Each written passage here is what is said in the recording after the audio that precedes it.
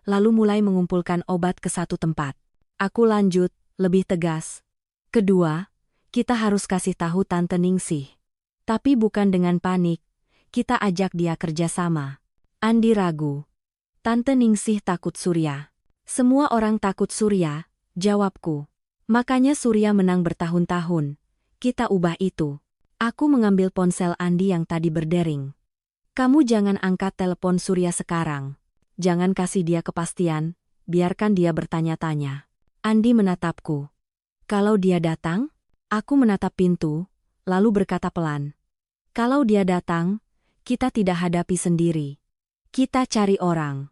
Aku keluar sebentar ke teras, menatap jalan sempit yang sunyi. Aku melihat beberapa rumah masih ada lampu kecil menyala. Aku mengetuk pagar rumah sebelah yang tampak ada orang tua terjaga, pura-pura menanyakan alamat, sekaligus memastikan ada manusia di sekitar sini. Aku kembali masuk, membawa kepastian kecil. Rumah ini tidak benar-benar sendirian, tapi tetap tidak cukup aman untuk jangka panjang. Aku menatap Andi lagi. Ketiga, Andi, kamu harus siap bicara. Bukan soal aib, tapi soal keselamatan. Andi menggeleng cepat. Kalau orang-orang tahu, Surya bisa makin marah. Aku mengangguk. Bisa. Tapi kalau orang-orang tidak tahu, Surya bisa berbuat apa saja tanpa saksi. Kamu mau pilih yang mana? Andi terdiam. Bu Wati tiba-tiba meremas tanganku pelan. Nak, jangan marah. Aku menunduk menatapnya, lalu tersenyum lembut. Saya nggak marah sama ibu, Bu. Saya cuma nggak mau ibu takut lagi. Bu Wati memandangku, dan untuk sesaat mata yang tadi kosong itu seperti terisi. Rina. Ia berbisik pelan, seperti menghafal namaku. Dada rasaku sesak. Tapi bukan sesak curiga. Sesak, karena rasa bersalah. Aku menoleh ke Andi. Aku minta maaf, kataku pelan. Andi membeku. Kenapa kamu minta maaf? Aku menelan ludah. Karena 3 bulan aku menuduh kamu di kepala aku sendiri. Aku membayangkan kamu dengan perempuan lain. Aku menyiapkan hati untuk benci. Padahal kamu lagi berjuang. Andi menggeleng cepat. Rin, aku yang salah. Aku bohong. Aku tahu. Aku mengangguk. Makanya sekarang kita berhenti saling salahin. Kita fokus lindungi ibu. Aku berdiri, mengencangkan jaket. Kita ambil dokumen dari Tante Ningsih. Setelah itu kita bawa ibu ke tempat aman. Malam ini juga. Andi menelan ludah. Sekarang, jawabku tegas. Karena Surya sudah bergerak. Dan kalau kita menunggu besok bisa terlambat. Andi mengangguk. Lalu menatap Bu Wati. Bu, kita jalan sebentar ya. Bu Wati langsung takut. Kemana? Aku berjongkok di depan beliau, menatap matanya pelan. Kita ke tempat yang ada banyak orang baik, Bu. Ibu nggak sendirian. Bu Wati memandangku lama. Lalu perlahan, ia mengangguk. Dan di detik itu, aku sadar, aku sudah berubah. Aku tidak lagi mengejar Andi untuk memergoki kebohongan. Aku mengejar waktu, supaya seseorang yang rapuh ini tidak lagi hidup dalam ketakutan. Kami bergerak cepat, tapi pelan-pelan supaya Ibu Wati tidak panik. Andi memapah dari kanan, aku dari kiri. Langkah beliau kecil-kecil, seperti orang yang takut lantai akan hilang. Begitu keluar rumah tua itu, udara malam menusuk. Aku menatap jalan sempit yang gelap, lalu menatap Andi. Kita ke Tante Ningsih dulu, bisikku. Andi mengangguk. Kami naik ke mobil Andi. Aku duduk di belakang, dekat Ibu Wati, memegang tangannya. Beliau sesekali menoleh ke jendela, lalu berbisik, jangan pulang, nanti dia. Aku menelan ludah. Nggak pulang, Bu. Kita aman. Rumah Tante Ningsih ternyata tidak jauh. Masuk gang 2 kali, belok, lalu berhenti di depan rumah kecil dengan teras sempit. Lampunya menyala. Seolah Tante Ningsih memang tidak benar-benar tidur. Begitu Andi mengetuk, pintu langsung dibuka. Tante Ningsih muncul dengan daster, wajahnya tegang. Andi? Ya Allah? Kamu bawa siapa? Matanya langsung jatuh ke aku. Aku menahan napas, lalu berkata pelan, saya Rina, istrinya Andi. Tante Ningsih membeku sepersekian detik, lalu wajahnya berubah bukan marah, bukan kaget, tapi seperti orang yang akhirnya berhenti menahan beban. Kamu akhirnya tahu, ucapnya lirih. Andi buru-buru masuk, menutup pintu. Tante, Surya telepon. Dia curiga. Tante Ningsih langsung pucat. Astagfirullah. Dia sudah mulai bergerak. Aku menegakkan badan. Tante, kami butuh semua dokumen Ibu Wati. KTP, kartu berobat. Apapun. Tante Ningsih mengangguk cepat. Ada. Di lemari. Aku membantu Tante Ningsih membuka lemari tua di ruang tamu. Di dalamnya ada map-map plastik, rapi tapi lusuh. Seperti orang yang menyimpan hidup seseorang diam-diam, bertahun-tahun. Saat aku menarik map paling bawah, ada satu kotak kecil ikut terseret. Kotak sepatu yang sudah menguning, diikat tali rafia. Aku hendak menaruhnya kembali. Tapi Tante Ningsih menahan tangan aku. Itu, punya Ibu Wati, katanya. Dia minta disimpan, katanya, buat menantu. Aku membeku. Menantu? Tante Ningsih mengangguk pelan. Dia selalu lupa banyak hal, tapi ada satu yang dia ingat terus. Andi sudah menikah. Dan dia takut. Kamu benci. Dadaku mengencang. Aku membuka kotak itu pelan. Di dalamnya ada kain kecil yang dijahit rapi, seperti sapu tangan, dan sebuah gelang benang sederhana dengan manik kecil. Lalu ada beberapa lembar kertas tulisan tangan yang tidak terlalu rapi, tapi jelas. Aku membaca satu kalimat pertama, dan tenggorokanku langsung panas. Untuk anak perempuan yang jadi istri Andi. Maafkan aku kalau kehadiranku membuat hidupmu berat. Aku menutup mulutku. Air mata jatuh begitu saja. Aku menangis bukan karena aku sakit hati pada Andi. Aku menangis karena aku baru sadar. Sejak awal, orang-orang ini tidak sedang menyembunyikan sesuatu untuk menipuku. Mereka menyembunyikan sesuatu untuk melindungiku. Aku membaca lagi, tangan gemetar. Aku tidak ingin Surya tahu alamat kalian. Kalau dia tahu, dia bisa menyakiti siapapun yang ada di sisi Andi. Kalau kamu membaca ini, berarti kamu perempuan yang kuat. Tolong, jangan biarkan Andi sendirian. Aku mengangkat kepala. Andi menatapku, matanya berkaca. Rin, aku. Aku menggeleng pelan, menangis tanpa suara. Kamu keluar jam 2 pagi, bukan karena kamu mau lari dari aku. Aku menatap gelang kecil itu di telapak tangan. Kamu keluar jam 2 pagi, karena kamu berusaha menjaga semua orang. Sendirian. Andi menunduk, bahunya bergetar. Aku cuma takut kamu ikut kena. Di sudut ruangan, Ibu Wati menatap kami, lalu berbisik pelan, seperti anak kecil yang takut membuat masalah. Maaf.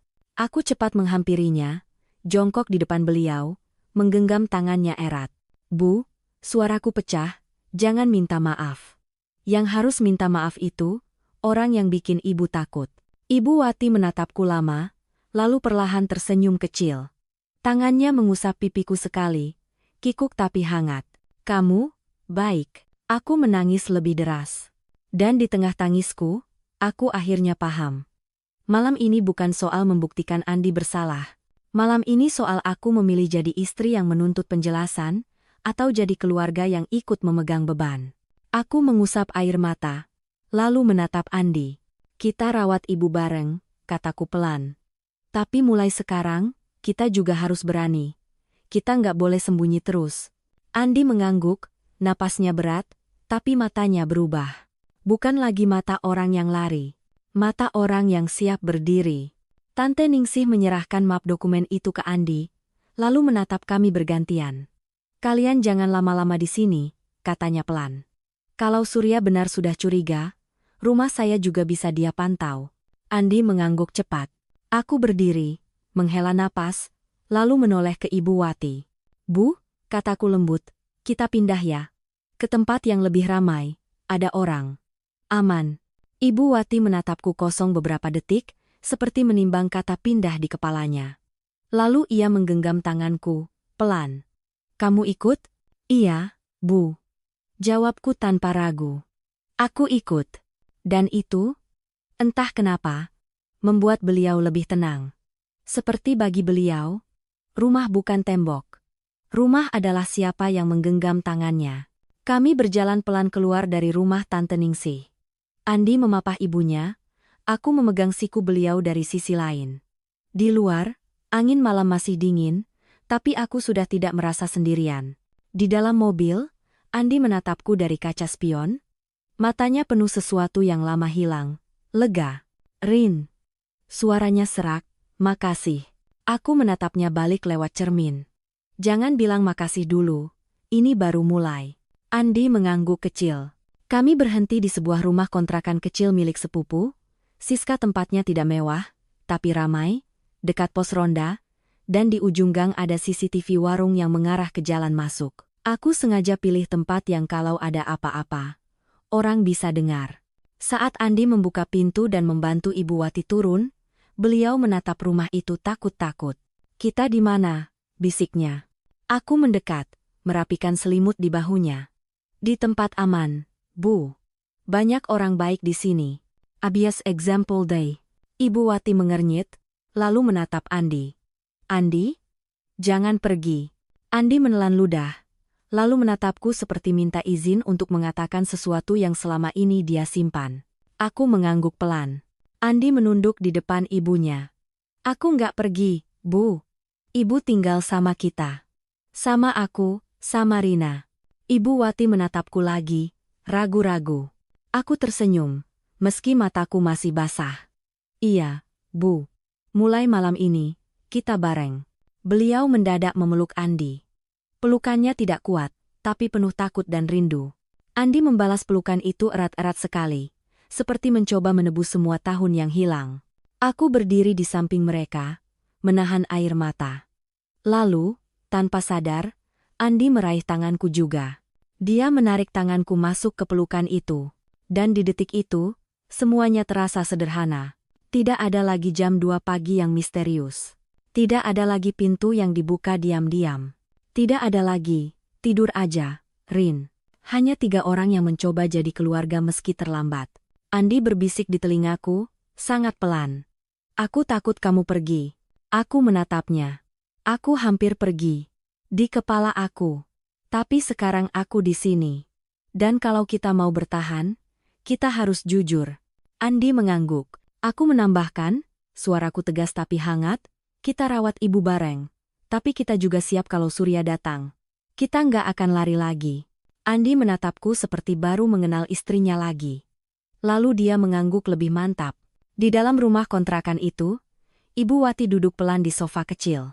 Matanya menyapu ruangan, lalu berhenti di foto kecil Andi dan aku yang aku taruh cepat di meja foto dari dompetku. Beliau menatap foto itu lama, lalu tersenyum tipis. "Anakku, punya rumah," katanya pelan, seperti bicara pada dirinya sendiri. Aku menelan ludah. Malam itu, untuk pertama kalinya, aku tidak menangis karena curiga. Aku menangis karena akhirnya, ada sesuatu yang bisa kami bangun bersama. 6 bulan setelah malam itu, aku masih ingat jam 2 pagi, tapi bukan lagi sebagai jam curiga. Jam 2 pagi sekarang jadi jam kami mengecek obat Ibu Wati, memastikan pintu terkunci, dan memastikan beliau tidak terbangun dengan panik sendirian. Awalnya berat. Ibu Wati sering lupa tempat. Kadang beliau bangun dan bertanya, "Aku di mana?" Kadang beliau menangis tanpa sebab, lalu memanggil nama yang membuat Andi kaku, "Surya." Tiap kali itu terjadi, Andi tidak lagi kabur keluar rumah. Dia duduk di samping ibunya, memegang tangannya, dan aku di sisi lain membuat lingkaran kecil yang menahan beliau dari ketakutan. Kami pindahkan semua pengobatan beliau ke klinik dekat kontrakan. Aku yang urus administrasi. Andi yang mengantar. Tante Ningsi datang seminggu sekali, membantu memasak dan menghibur ibu dengan cerita-cerita lama yang kadang membuat beliau tertawa kecil. Dan perlahan, sesuatu berubah di dalam rumah kami. Andi jadi lebih banyak bicara, lebih jujur. Kalau capek, dia bilang capek. Kalau takut, dia bilang takut. Aku juga belajar satu hal, cinta bukan cuma soal romantis dan kata manis. Cinta kadang bentuknya sederhana, menyeka air mata orang tua yang lupa namamu, tapi masih butuh tanganmu. Soal Surya, kami tidak tinggal diam. Aku dan Siska bantu cari jalur bantuan. Bukan dengan gaya perang, tapi dengan langkah rapi. Catat kejadian, simpan nomor, siapkan orang yang bisa jadi saksi. Kami bicara ke RT, ke pos ronda, bahkan meminta warung di ujung gang menyimpan rekaman CCTV lebih lama. Surya sempat muncul sekali. Bukan datang ke rumah tapi mobilnya pernah terlihat melintas pelan di depan gang, seperti mengintai. Andi gemetar saat melihatnya dari jendela. Aku memegang tangan Andi, tegas. Kita nggak lari. Dan benar. Mobil itu akhirnya pergi. Mungkin karena dia sadar kali ini, Ibu Wati tidak sendirian. Ada banyak mata di sekitar rumah kami. Ada banyak orang yang tahu. 6 bulan itu tidak membuat semua luka hilang. Tapi 6 bulan itu membuat satu hal jadi nyata. Keluarga kami bukan lagi dibangun dari rahasia, tapi dari keberanian untuk tetap tinggal. Sejak malam itu, aku belajar satu hal yang paling mahal. Kadang yang terlihat seperti pengkhianatan, ternyata perjuangan yang disembunyikan. Aku hampir menghancurkan rumah tanggaku sendiri hanya karena aku menebak-nebak tanpa tahu luka di balik pintu yang selalu ditutup pelan. Jadi kalau kamu lagi curiga, lagi sakit hati, lagi merasa dibohongi, jangan langsung tutup semua pintu. Cari tahu dengan kepala dingin, tanya sampai jelas. Karena bisa jadi, orang yang kamu kira pergi meninggalkanmu, sebenarnya sedang berjuang agar keluarganya tidak hancur. Dan kalau akhirnya kamu tahu kebenarannya apapun itu ingat. Cinta yang kuat bukan yang nggak pernah diuji, tapi yang tetap memilih jujur, dan tetap memilih tinggal.